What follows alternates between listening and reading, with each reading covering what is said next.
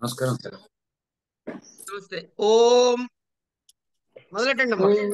శివనాంని విభావితేంతరంగే మహతి జ్యోతిషి మానిని మయార్ఘే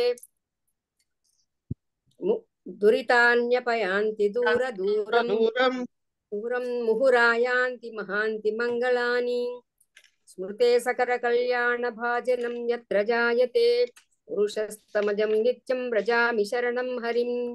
హరి ఓం. శన్నో మిత్రశం వరుణః శన్నో భవత్వర్యమా శన్న ఇంద్రో బృహస్పతిః శన్నో విష్ణురురుక్రమః. నమో బ్రహ్మణే నమస్తే వాయో త్వమేవ ప్రత్యక్షం బ్రహ్మాసి త్వమేవ ప్రత్యక్షం బ్రహ్మ వదిష్యామి ఋతం వదిష్యామి సత్యం వదిష్యామి తన్మామవతు తద్వక్తారమవతు అవతు మాం అవతు వక్తారం. ఓం శాంతి శాంతి శాంతి. సహనావవతు సహనౌ భునక్తు సహ వీర్యం కరవావహై తేజస్వినావధీతమస్తు మా విద్విషావహై. ఓం శాంతి శాంతి శాంతి. యశ్చందసా వృషభో విశ్వరూపః ఛందోభ్యోజమృతాత్ సంబభూవ సమేంద్రో మేధయా శృణోతు అమృతస్య దేవధారణో భూయాసం శరీరం మే విచర్షణం జిహ్వా మే మధుమత్తమా కర్ణాభ్యాం భూరి విశ్రువం బ్రహ్మణః కోశోసి మేధయా పిహితః శ్రుతం మే గోపాయ. ఓం శాంతి శాంతి శాంతి.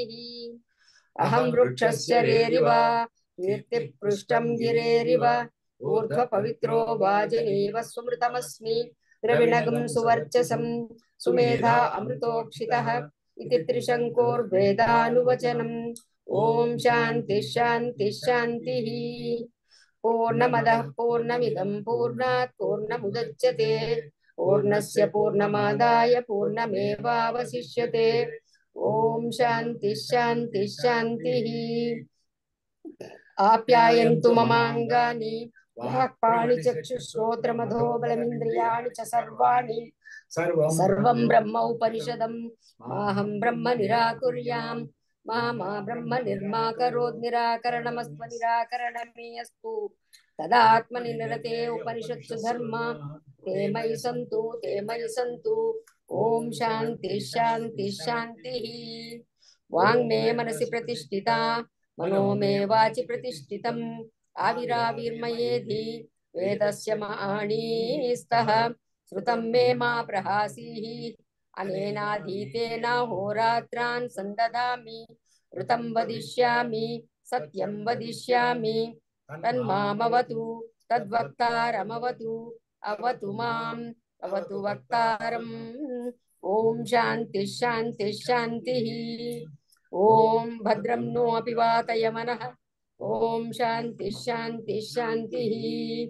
ఓం భద్రం కర్ణేభిః శృణుయామ దేవాః భద్రం పశ్యేమాక్షభిర్యజత్రాః స్థిరైరంగైస్తుష్టువాగంసస్తనూభిः వ్యశేమ దేవహితం యదాయుః. स्वस्ति न इंद्रो वृद्धश्रवाः स्वस्ति न पूषा विश्ववेदाः स्वस्ति नस्तार्क्ष्यो अरिष्टनेमिः स्वस्ति नो बृहस्पतिर्ददातु. ओम शांति शांति शांति. ओम नमो ब्रह्मादिभ्यो ब्रह्म विद्या संप्रदाय कर्तृभ्यो वंश ऋषिभ्यो नमो गुरुभ्यः. सर्वोपप्लवरहित प्रज्ञानगणः प्रत्यगर्धो ब्रह्मैवाहमस्मि अदीहि भो भगवः. सदाशिवसमारम्भां शंकराचार्य मध्यमाम् अस्मदाचार्य पर्यन्तां वन्दे गुरुपरम्पराम्. नारायणं पद्मभुवं वसिष्ठं शक्तिं च तत्पुत्र पराशरं च व्यासं शुकं गौडपदं महान्तं गोविन्द योगेन्द्र मधास्य शिष्यं श्रीशंकराचार्य मधास्य पद्म पादं च हस्तामलकं च शिष्यं तन्तोटकं वार्तिककारमन्यान् अस्मद्गुरुं सन्ततमानतोऽस्मि. श्रुतिस्मृतिपुराणानाम् आलयं करुणालयं नमामि भगवत्पादं शङ्करं लोकशङ्करं. यद विद्याविलासेन भूतभौतिकसृष्टयः तं नौमि परमात्मानं सच्चिदानन्दविग्रहं शङ्करं शङ्कराचार्यं केशवं बादरायणं सूत्रभाष्यकृतौ वन्दे भगवन्तौ पुनः पुनः। अथ श्रीदक्षिणामूर्तिस्तोत्रम्। मौनं व्याख्या प्रकृतपरब्रह्मतत्त्वं युवानं परिशिष्टान्तेव सदृशगणैरावृतं ब्रह्मनिष्ठैः आचार्येन्द्रं करकलितचिन्मुद्रमानन्दमूर्तिं स्वात्मा रामं मुदितवदनं दक्षिणामूर्तिमीडे। विश्वं दर्पणदृश्यमाननगरी तुल्यं निजान्तर्गतं पश्यन्नात्मनि मायया बहिर्गोद्भूतं यथा निद्रया यः साक्षात् कुरुते प्रबोधसमये स्वात्मानमेवाद्वयं तस्मै श्रीगुरुमूर्तये नमः इदं श्रीदक्षिणामूर्तये। बीजस्यान्तरिवां कुरो जगदिदं प्राङ्निर्विकल्पं पुनः माया कल्पितदेशकालकलना वैचित्रचित्रीकृतम् मायावीव विजृम्भयत्यपि महायोगी वयस्वेच्छया तस्मै श्रीगुरुमूर्तये नमः इदं श्रीदक्षिणामूर्तये। यस्यैव स्फुरणं सदात्मकमसत्कल्पार्धगं भासते साक्षात् तत्त्वमसीति वेदवचसा यो बोधयच्चाश्रितान् यत्साक्षात्करणात् भवेन्न पुनरावृत्तिर्भवाम्भोनिधौ तस्मै श्रीगुरुमूर्तये नमः इदं श्रीदक्षिणामूर्तये। नानाचिद्रघटोदरस्थितमहादीपप्रभाभास्वरम् ज्ञानं यस्य तु चक्षुरादिकरणद्वारा बहिस्पन्दते जानामीति तमेव भान्तमनुभाते तत्समस्तं जगत् तस्मै श्रीगुरुमूर्तये नमः इदं श्रीदक्षिणामूर्तये। देहं प्राणमपीन्द्रियाण्यपि चलां बुद्धिं च शून्यं विदुः स्त्रीबालान्धजडोपमा स्वहमिति भ्रान्ता स्पृशं वादिनः मायाशक्तिविलासकल्पितमहाव्यामोहसंहारिणे तस्मै श्रीगुरुमूर्तये नमः इदं श्रीदक्षिणामूर्तये। राहुग्रस्तदिवाकरेन्द्रसदृशो मायासमाच्छादन सन्मात्रः करणोपसंहरणतो यो भूप्सुषुप्तः पुमान् प्रागस्वाप्स्यमिति प्रबोधसमये यः प्रत्यभिज्ञायते तस्मै श्रीगुरुमूर्तये नमः इदं श्रीदक्षिणामूर्तये। बाल्याद्विष्वपि जाग्रदादिषु तथा सर्वाव्यवस्थास्वपि व्यावृत्तास्वनुवर्तमानमहमित्यन्तः स्फुरन्तं सदा स्वात्मानं प्रकटीकरोति भजतां यो भद्रया मुद्रया तस्मै श्रीगुरुमूर्तये नमः इदं श्रीदक्षिणामूर्तये। विश्वं पश्यति कार्यकारणतया स्वस्वामि सम्बन्धतः शिष्याचार्यतया तथैव पितृपुत्राजात्मना भेदतः स्वप्ने जागृति वाय एष पुरुषो माया परिभ्रामिता तस्मै श्रीगुरुमूर्तये नमः इदं श्रीदक्षिणामूर्तये। भूरम्भान्स्वनलो निलोम्बरमहर्नाथो हिमांशुः पुमान् इत्याभाति चराचरात्मकमिदं यस्यैव मूर्त्यष्टकं नान्यत् किञ्चन विद्यते विमृशतां यस्मात् परस्माद् विभो तस्मै श्रीगुरुमूर्तये नमः इदं श्रीदक्षिणामूर्तये। सर्वात्मत्वमिति स्फुटीकृतमिदं यस्मादमुष्मिन् स्तवे तेनास्य श्रवणार्थदर्धमननात् जानाच्च संकीर्तनात् सर्वात्मत्वमहाविभूतिसहितं स्यादीश्वरत्वं स्वतः सिद्धे तत्पुनरष्टधा परमैश्वर्यमव्याहतम्। वटविटपि समीपे भूमिभागे निषण्णं सकलमुनिजनानां ज्ञानदातारमारात् त्रिभुवनगुरुमीशं దక్షిణామూర్తిదైవం జనన మరణ దుఃఖ ఛేదదక్షన్నమామి. చిత్రం వటతరోర్మూలే వృద్ధా శిష్యాద్ గురుర్యువా. గోస్తు మౌనం వ్యాఖ్యానం శిష్యాస్తు ఛిన్న సంశయః. నిధయే సర్వ విద్యానాం విషజే భవరోగిణాం. గురవే సర్వలోకానాం దక్షిణామూర్తయే నమః. ఓం నమః ప్రణవార్ధాయ శుద్ధ జ్ఞానైకమూర్తయే నిర్మలాయ ప్రశాంతాయ దక్షిణామూర్తయే నమః. అంగుష్టతర్జనీ యోగముద్రా వ్యాజేన దేయినాం శ్రుత్యర్థం బ్రహ్మజీవైక్యం దర్శయన్నోవతాత్ శివః. సమం సర్వేషు భూతేషు తిష్టంతం పరమేశ్వరం మన్నాదం పరమాత్మానం ప్రణతోస్మి సదా శివం. ప్రణతోస్మి సదా శివం. తత్రైవ చ ధారయన్ ఓమిత్యేకాక్షరం బ్రహ్మ వ్యాహరన్ మామనుస్మరన్ యః ప్రయాతి త్యజన్ దేహం సయాతి పరమాం గతిం. ఓమితి ఏకాక్షరం బ్రహ్మ. బ్రహ్మణః 490 పేజీ అమ్మ. బ్రహ్మణః అభిధానభూతం ఓంకారం వ్యాహరన్ చరయన్ తదర్థభూతం మాం ఈశ్వరం అనుస్మరన్ అనుచింతయన్ యః ప్రయాతి సహ త్యజన్ పరిత్యజన్ దేహం శరీరం త్యజన్ దేహం ఇది ప్రయాణ విశేషార్థం. దేహత్యాగేన ప్రయాణం ఆత్మనః న స్వరూపనాశేన ఇత్యర్థః. ఏవం త్యజన్ యాతి పరమాం ప్రకృష్టాం గతిం.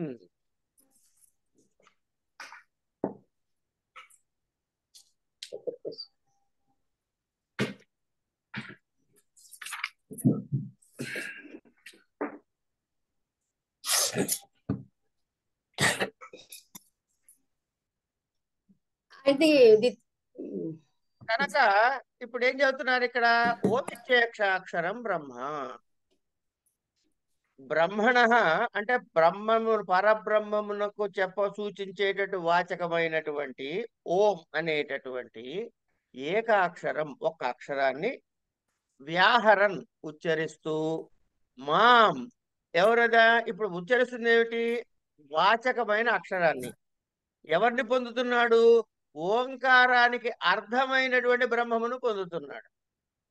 కనుక బ్రహ్మణ పరబ్రహ్మవాచకానికి ఓం అనేటటువంటి ఒక అక్షరమైనటువంటి ఉచ్చరిస్తూ మా ఓంకారమునకు అర్థమైన బ్రహ్మమును అనుస్మరన్ అనుసరిస్తూ స్మరించుకుంటూ ఎవడైతే దేహం త్యజన్ దేహాన్ని త్యాగం చేస్తాడో ఆ యోగికి ఆ యోగికి ప్రయాతి మరణం తర్వాత సహా ఎక్కడికి పోతాడు?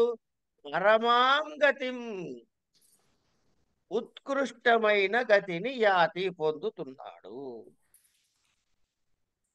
ఇక్కడ మనకి ప్రత్యేకంగా ఏం చెబుతున్నారు అంటే ఈ ఓంకారం అన్నది ఏమిటి? బ్రహ్మవాచకము.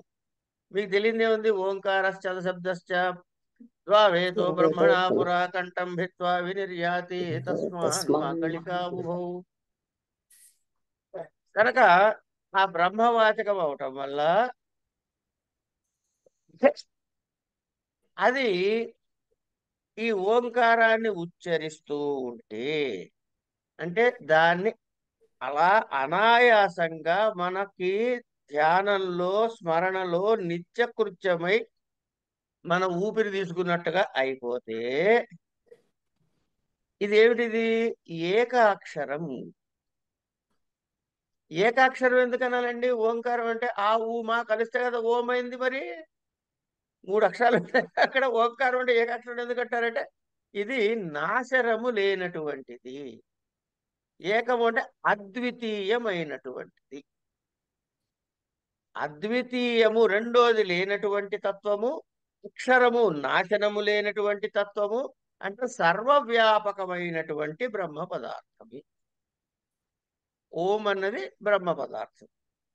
ఈ పదము యొక్క అర్థాన్ని అనుస్మరిస్తూ అంటే స్మరించుకుంటూ ఉంటే, అంటే ప్రణవమును జపం చేస్తున్నవాడు, ప్రణవము యొక్క స్మరణ చేస్తున్నవాడు, అలాంటి వాడికి ఏమిటవుతుంది అంటే, ఎవడైతే ఈ స్మరణతో దేహత్యాగం చేస్తాడో వాడు వాడు మోక్షాన్ని పరమపదాన్ని పొందుతాడు అన్నాడు. ఇది ఇది ఎప్పుడు జరుగుతుందయ్యా ఇది అంటే, పతంజలి యోగ సూత్రాల్లో చెబుతాడు ఒక చోట. ఏమిటది? తీవ్ర సంవేగానాసన్న అని. తీవ్ర సంవేగానాం ఆసన్న అని. అంటే ఎవరు అది చేస్తారు, సాధకులు ఎట్లాంటి వాళ్ళు అంటే మూడు రకాలుగా చెబుతారు.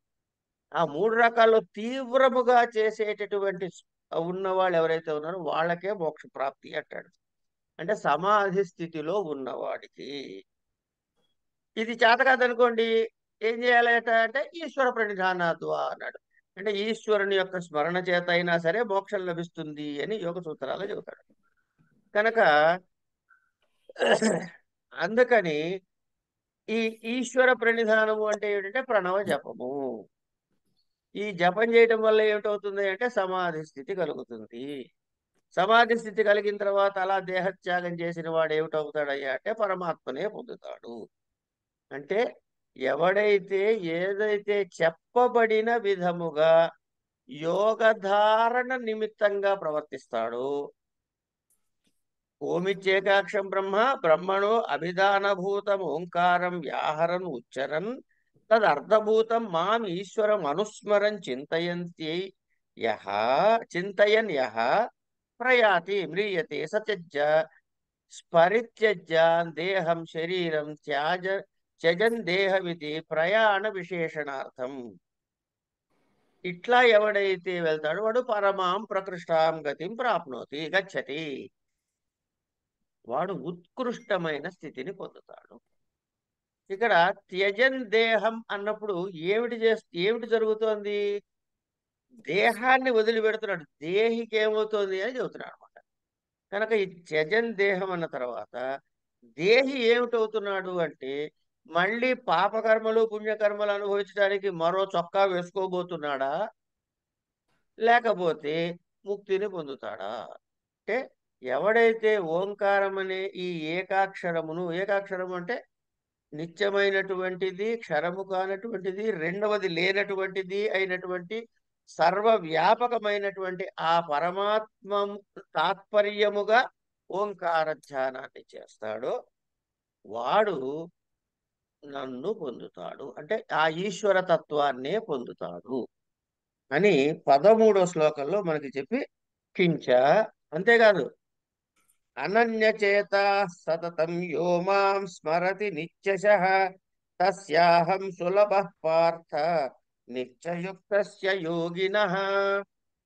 ముందు శ్లోకంలో ఏం చెప్పాడు? ఓమిత్యేకాక్షరం బ్రహ్మ వ్యాహరన్ మాం అనుస్మరన్ యః ప్రయాతి త్యజన్ దేహం యాతి పరమాన్నది. అంత్యకాలమునందు ఓంకారమును ధ్యానిస్తూ ఎవడైతే దేహత్యాగం చేశాడో అని చెప్పాడు అక్కడ. మరి దేహత్యాగం చేయడానికి ముందు కూడా వాడు బతుకున్నాడుగా, అప్పుడేం చెయ్యాలి అంటే దాని సవాలు అనన్యచేత సతతం యో మాం స్మరతి నిత్యశః తస్యాహం సులభః పార్థ నిత్యయుక్తస్య యోగినః. కించ ఇంకా అనన్యచేతాః న అన్య విషయే చేతః యస్య సః అయం అనన్యచేతాః యోగి సతతం సర్వదా యః మాం పరమేశ్వరం స్మరతి నిత్యశః సతతమితి నైరంతర్యముచ్యతే. నిత్యశః ఇది దీర్ఘకాలత్వం ఉచ్యతే. తర్వాత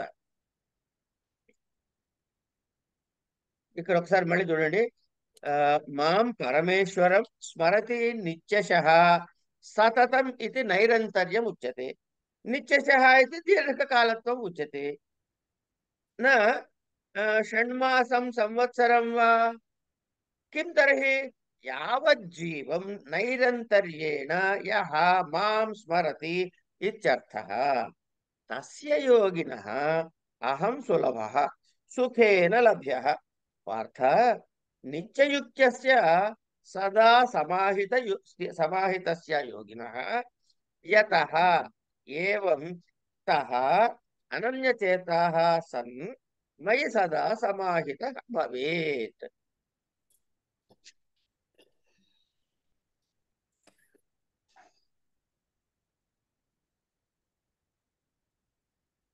అనన్యచేత, అనన్య అంటే ఇతరములైనటువంటి లేకుండా.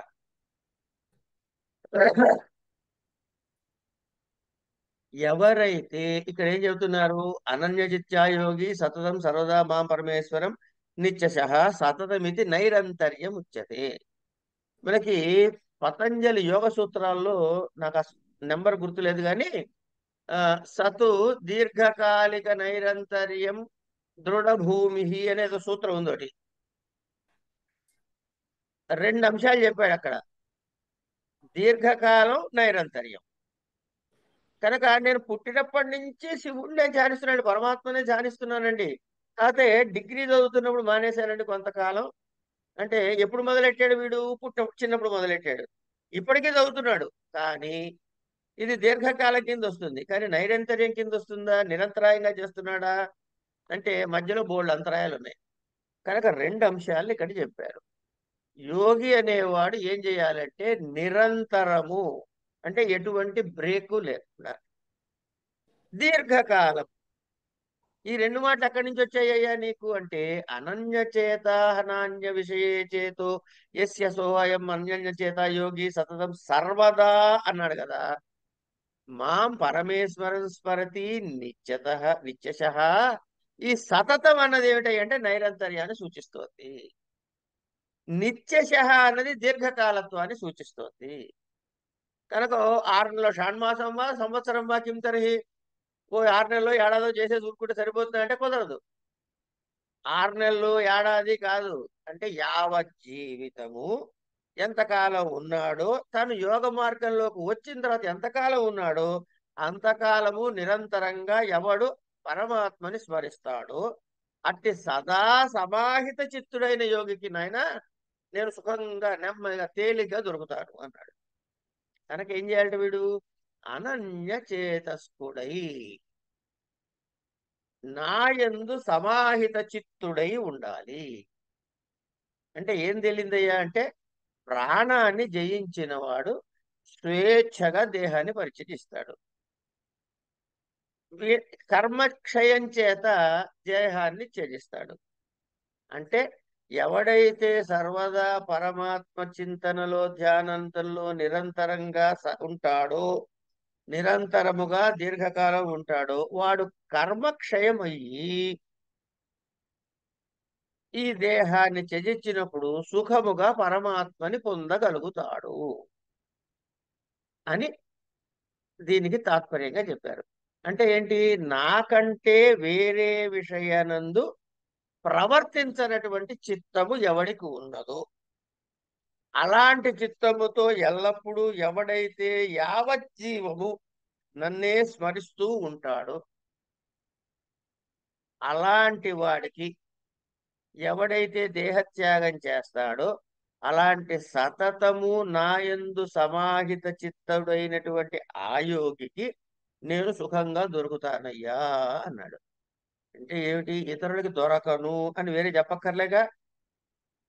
ఇప్పుడు ఈయనకి ఏమైంది, అర్జునుడు ఏం చేస్తున్నాడు, కృష్ణుడిగా సదా స్మరిస్తున్నాడు. కనుక నేను నీకు అతి సులభుణ్ణి, నువ్వేం కంగారు పడకు అని ఇక్కడ మనం ఒక భావాన్ని అర్జున పరంగా కూడా చెప్పుకోవచ్చు. మనం కూడా ఉంటాం కాబట్టి మన పేరు కూడా అర్జునుడే కాబట్టి మనకు కూడా అదే అష్యూరెన్స్ పరమాత్మ ఇచ్చినట్లు. తమ సౌలభ్యైన కిం స్యాత్, సరేనయ్యా నువ్వు సులభంగా దొరుకుతావు, అయితే ఏటవుతుంది, తవ సౌలభ్యైన కిం స్యాత్ ఇది ఉచ్యతే శృణు తత్ మమ సౌలభ్యేన యద్ భవతి. నన్ను తేలిగ్గా పొందటం వల్ల నీకేం లాభం కలుగుతో చెబుతా వినన్నాడు.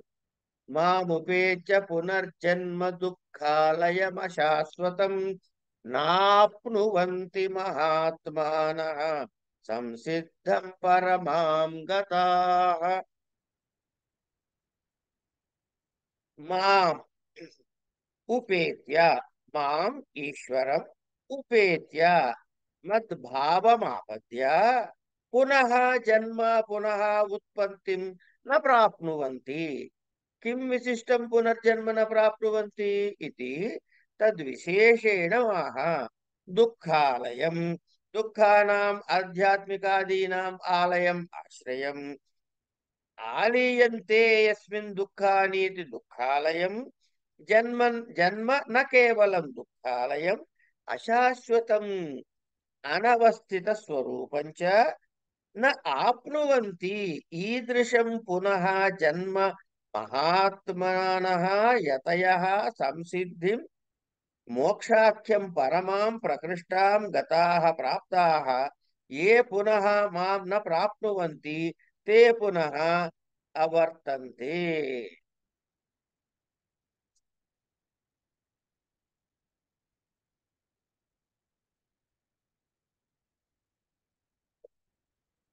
మహాత్మానః మహత్తరమైనటువంటి గొప్పనైనటువంటి ఆత్మానః అంతఃకరణము కలిగినటువంటి ఆయతులు పరమాం చాలా ఉత్కృష్టమైన గొప్పదైనటువంటి సంసిద్ధిం సిద్ధిని గతాహ పొందిన వారై మాం నన్ను ఉపేత్య పొంది ఎందుకు వెతుకుతారయ్యా దుఃఖాలయం అంటే ఆధ్యాత్మికాది దుఃఖములకు ఆలయమైనటువంటి అశాశ్వతం స్థిరత్వము లేనటువంటి శాశ్వతము లేనటువంటి స్వరూపము గల పునర్జన్మ నాప్నువంతి పునర్జన్మని మళ్ళీ పొందరు. అంటే నిన్ను పొందటానికి నిన్ను పొందిన వారికి ఏమిటవుతుంది? నీ అందే ఉండిపోతారా లేదా మళ్ళీ రకరకాల లోకాల్లోకి వెళ్తారా? ఏదో స్వర్గానికో చంద్రలోకానికో సూర్యలోకానికో మరో లోకానికో ఇంద్రలోకానికో వెళ్ళి మళ్ళీ కొంతకాలం అయిన తర్వాత మళ్ళీ పునరావృతి పొందుతారా అనే ఓ ప్రశ్నని ఆశంకించుకుని నా యొక్క సౌలభ్యం చేత అంటే నన్ను సులభముగా పొందటం చేత ఏం ప్రాప్తిస్తుందో చెప్తానయ్యా విను అని చెప్పని ఆ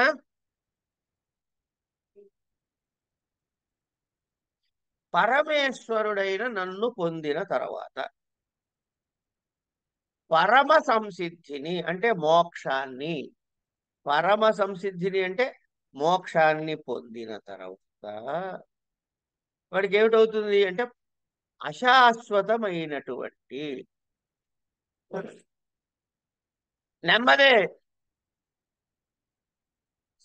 మోక్షమును పొందిన మహాత్ములైనటువంటి ఆయతులకి ఆధ్యాత్మిక ఆది దైవిక ఆది భౌతిక ఆది దుఃఖములకు ఆశ్రయం.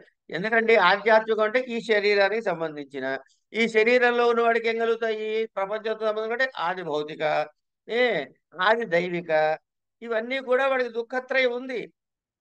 దేనివల్ల ఉంది దుఃఖత్రయము అంటే ఈ శరీరాన్ని ఆశ్రయించుకున్నాడు కాబట్టి. కనుక ఈ దేహం ఏమిటన్నమాట అంటే ఆధ్యాత్మికాది దుఃఖాలకి ఆశ్రయమైనటువంటిది. పోనీ ఈ దేహం స్థిరమైందా అయ్యా పర్మనెంట్ గా ఉంటుందా అయ్యా అంటే అసలు ఉండదు. అంటే అనవస్థిత రూపము. ఈ రెండు లక్షణాలు దేహానికి ఉన్నాయి. దుఃఖాలయం ఒకటి అశాశ్వతత్వం ఒకటి. ఈ దుఃఖములకు ఆశ్రయం ఇచ్చినటువంటి అశాశ్వతమైన ఈ దేహమును మళ్ళీ పొందడయ్యా అన్నాడు. మళ్ళీ ప్రాప్నువంతి మళ్ళీ పొందమన్నా పొందడు. అంటే ఎవరు పరమాత్మని పొందారో వారికి పునరావృత్తి ఉండదు. ఎవరు నన్ను పొందరో వాడికి పునరావృత్తి ఉంటుంది అనేటువంటి విషయాన్ని ఇక్కడ మనకి స్పష్టపరిచారు. ఆ బ్రహ్మ భువనాల్లోక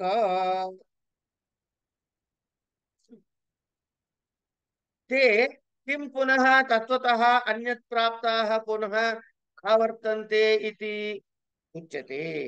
ఆ బ్రహ్మభువనాల్లోకాః పునరావర్తినోऽర్జున మాముపేత్యతు కౌంతేయ పునర్జన్మ న విద్యతే. ఆ బ్రహ్మేతి ఆ బ్రహ్మ భువనాత్ భవంతి అస్మిన్ భూతాని ఇతి భువనం. భవంతి అస్మిన్ భూతాని ఇతి భువనం. బ్రహ్మణః భువనం బ్రహ్మ భువనం బ్రహ్మలోకః ఇత్యర్థః. ఆ బ్రహ్మభువనాత్ సహ బ్రహ్మభువనేన లోకాః సర్వే పునరావర్తినః పునరావర్తన స్వభావాః. హే అర్జున, మాం ఏకం ఉపేత్యతు కౌంతేయ పునః జన్మ పునః ఉత్పత్తి న విద్యతే. నాయన, నువ్వు చంద్రలోకం పొందుతాడు, ఆ లోకం పొందుతాడు, ఈ లోకం పొందుతాడు అని డౌట్ అడిగావు కదా. ఆ బ్రహ్మ భువనాల్లోక బ్రహ్మలోకం నుంచి బ్రహ్మలోకం నుంచి ఇట్లా జరిగితే పునరావృతి అంటే చెబుతున్నాడు ఆయన. ఏమని? ఎవరైతే కర్మల వల్ల స్వర్గాదులని పొందుతారో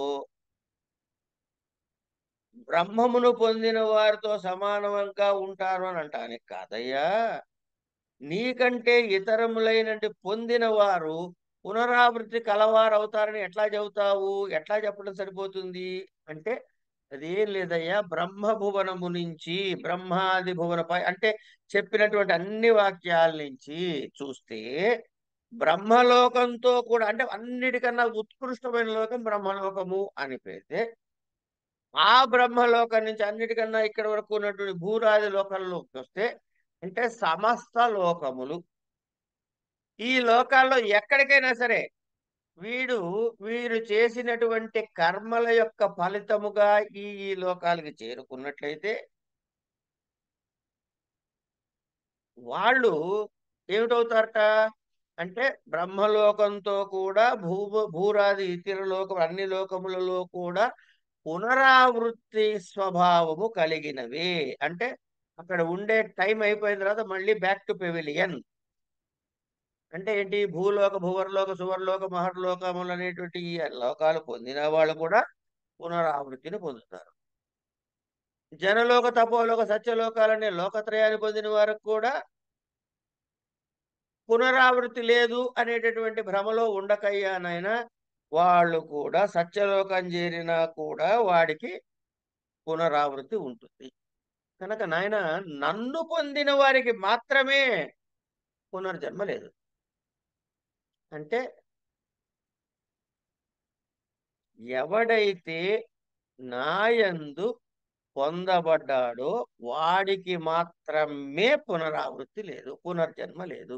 మిగతా నువ్వు ఎన్ని చెప్పినా సరే అది పునర్జన్మ ఉన్నట్లే, దానికి పునర్జన్మ యోగ్యం ఉంది. కనుక ఏం చేయాలట? సతు నైరంతర్యం దీర్ఘకాలి కాల దృఢభూమి అని యోగ సూత్రాల్లో చెప్పినట్లు పరమాత్మని పొందాలి అనే కోరిక ఏ క్షణంలో కలుగుతుందో అప్పటి వరకు లౌక్యంలో కొట్టుకుంటూనే ఉంటాడు. నేను, నా కొడుకు, నా పిల్లలు, నా గోల, నా గొప్ప ఉంటూ ఉంటాయి. ఎప్పుడైతే ఒకసారి యోగ మార్గంలోకి పరమాత్మను తెలుసుకోవాలనే జ్ఞాన మార్గంలోకి ప్రవేశించేటటువంటి కోరిక కలిగిందో ఆ క్షణం నుంచి దేహ పతన పర్యంతము కూడా వాడికి ఒకటే లెక్క. ఏమిటి? ఓం ఇచ్చేకాక్షరం బ్రహ్మ. ఏమండి, ఓంకారం ఒక్కటి ఎవరు జపించకూడదని అంటారు కదా అని వెంటనే మనకు ఒక ప్రశ్న వచ్చేస్తుంది మనసులోకి. వద్దున్నారు. ఆ అర్హత సంపాదించుకునే ప్రయత్నంలో ముందు వెళ్ళాలి. ఎందుకు అర్హత సంపాదించుకోవడం ఏంటండి అని మళ్ళీ ఓ ప్రశ్న. అంటే మనకు కలిగింది ఏమని? పరమాత్మని పొందాలి అనే యోగ భావం కలిగింది. కానీ దానికి అర్హతలు కూడా ఉండాలిగా. నాకు ఇవాళ 10 కిలోల స్వీట్ తినాలనింది, కానీ డయాబెటీస్ ఉండకూడదే. కనుక పొందడానికి అర్హత సంపాదించాలి. అర్హత ఎట్లా సంపాదిస్తాడు? మొదటి అధ్యాయంలోకి వెళ్ళిపోతే కనుక మళ్ళీ అదే రెండో అధ్యాయంలోకి వెళ్ళిపోతే, నువ్వు ఇప్పటిదాకా ఏడ్చావు చూడు, భీష్మాదులు పోతారని శోకమోహాలు, అదే తెలుపు చేస్తుందిరా నాయన, నీకు ఇంకా జ్ఞానానికి అర్హత లేదు అని. మనకి అక్కడ చెప్పాడు మొదటిది, అది మర్చిపోకూడదు. ఎందుకు వీడికి జ్ఞానార్హత లేదు, నీకు కర్మ ఎందే అంటే యోగమునందే లెక్క ఎందుకు చెప్పాడంటే, నువ్వు ఏడ్చావుగా అన్నాడు. అంటే ఏడ్చటం వల్ల మనకి ఆత్మతత్వం అవగతం కాలేదు అని. వాడు వేరు నేను వేరు అనే ధ్యాసలో ఉంటేనే ఏడుపు వచ్చేది. కనుక ఆ స్థితి నుంచి కావలసిన సాధనా మార్గాలు ఏమిటి అంటే, అప్పుడు మళ్ళీ యోగము వాటి వగైరా వగైరా అని చెప్పి అలా సాధన చేసుకుంటూ వచ్చి జ్ఞాన మార్గంలోకి ప్రవేశిస్తాడు. ప్రవేశించిన తర్వాత నిరంతరముగా అక్కడి నుంచి చ్యుతుడు కాకుండా, పతనము కాకుండా ఆ ధ్యానమునందే ఉండుట ద్వారా కర్మలు ఉండవు, కర్మ విపాకమయ్యి తాను మోక్షానికి సర్వార్హతని సంపాదించుకుంటాడు. మనం చేయాల్సిన పని ఇంతే, మిగతా పనంతా వాడు చూసుకుంటాడు. మోక్షం ఇవ్వడం అనేది వాడి బాధ్యత, వాళ్ళలో కలుపుకోవడం బాధ్యత పరమాత్మది, సాధన చేయడం మన బాధ్యత. ఏం సాధన చేయాలి అంటే ఓంకార తత్వాన్ని చింతన చెయ్యి అన్నాడు అంతే. ఎందుకు? యోగికి కర్మలు లేవు కనుక కేవలం చింతన మాత్రమే అని చెప్పారు. ఇట్లా 16 శ్లోకం వరకు వాళ్ళు చెప్పుకున్నాం, మిగతాది రేపు చెప్పుకుందాం.